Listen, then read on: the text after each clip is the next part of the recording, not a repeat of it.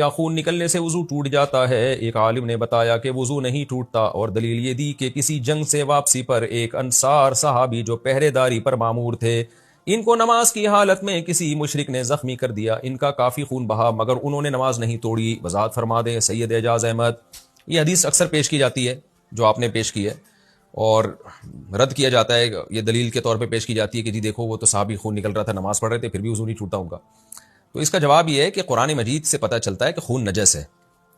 یہاں تک کہ جو فقہا اس کے قائل ہیں نا کہ خون نکلنے سے وضو نہیں ٹوٹتا، وہ بھی خون کو نجس اور ناپاک مانتے ہیں۔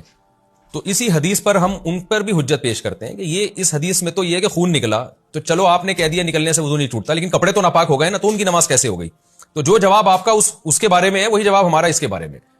کہ خون نکلنے سے کپڑے تو ناپاک ہو رہے تھے نا ان کے، تو جب کپڑے ناپاک تھے پھر بھی انہوں نے نماز پڑھی، تو آپ کیا کہہ سکتے ہو؟ یہی کہو گے، یہ تو نہیں کہہ سکتے کہ خون پاک ہے، اس لیے کہ وہ تو قرآن سے پتہ چلتا ہے خون ناپاک ہے، تو آپ یہی تعویل کرو گے کہ بھائی ان صحابی کو اس وقت مسئلے کا علم نہیں تھا، اور نہ نبی صلی اللہ علیہ وسلم سے یہ ثابت ہے کہ نبی نے ان کو یہ کہا ہو کہ ہاں بھائی جو ہے نا جو خون آپ کا نکلا تھا اس سے آپ کا وضو نہیں ٹوٹا، تو نہ نبی صلی اللہ علیہ وسلم سے ان کی تائید ثابت ہے، یہ ان کا اپنا ذاتی عمل تھا، تو عین ممکن ہے ان صحابی کو مسئلے کا علم نہ ہو۔ یہ بھی ممکن ہے کہ خون کی نجاست کا حکم بعد میں نازل ہوا ہو، اس وقت تک شریعت کے یہ والا حکم شریعت کا آیا نہ ہو کہ خون نجس ہوتا ہے ناپاک ہوتا ہے، تو باقی خون کے نکلنے سے وضو اس لیے ٹوٹتا ہے کہ خون نجاست ہے۔ اور حدیث میں آتا ہے ایک صحابیہ نے نبی صلی اللہ علیہ وسلم سے عرض کیا کہ یا رسول اللہ مجھے استحاضہ ہوتا ہے نا، تو آپ نے فرمایا توضئی، وضو کر لیا کرو جب یہ خون نکلا کرے، فإنها دم عرق، یہ رگ کا خون ہے،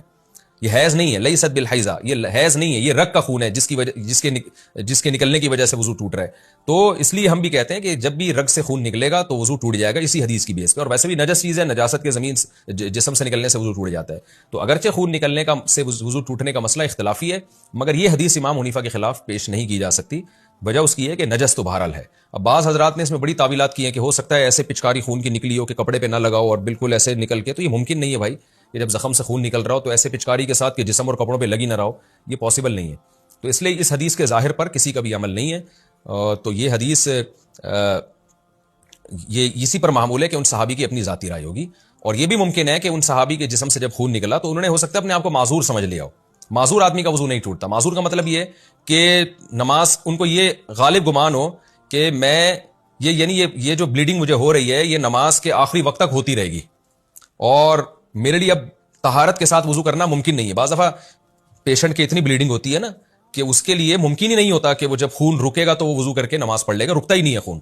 تو یہ بھی ممکن ہے کہ ان صحابی کا یہ خیال ہو کہ میں معذوروں کی فہرست میں داخل ہو گیا ہوں، اس کا بھی امکان موجود ہے۔ تو کچھ بھی ہے چونکہ یہ واقعہ چونکہ قرآن کے بھی خلاف ہے اور وہ حدیث کے بھی خلاف ہے، تو اس لیے اس واقعے کی تعویل کی